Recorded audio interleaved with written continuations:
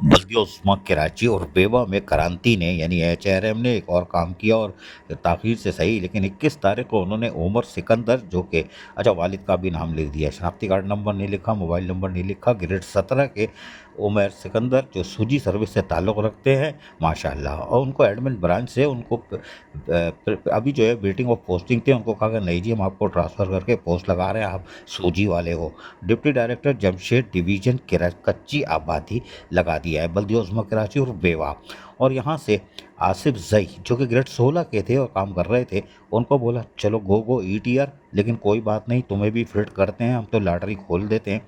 तो आसिफ जई, जी जी हाँ, आसिफ जई को फिर कहा कि हम आपको ट्रांसफ़र पोस्ट कर देते हैं असिस्टेंट डायरेक्टर जमशेद डिवीज़न कच्ची आबादी, बल्कि उस्मा कराची और बेवा। बताओ यार, लॉटरी तो फिर भी खुल गई लेकिन सूजी वाले की खुली, और ये जो ग्रेड 16 का था इसको उठा के आपने वापस ले आए नीचे असिस्टेंट डायरेक्टर। वाह भाई, क्रांति, खुश रहो भाई। अजीज़ आरिफ, केबीएस, बलियाती न्यूज़, कराची।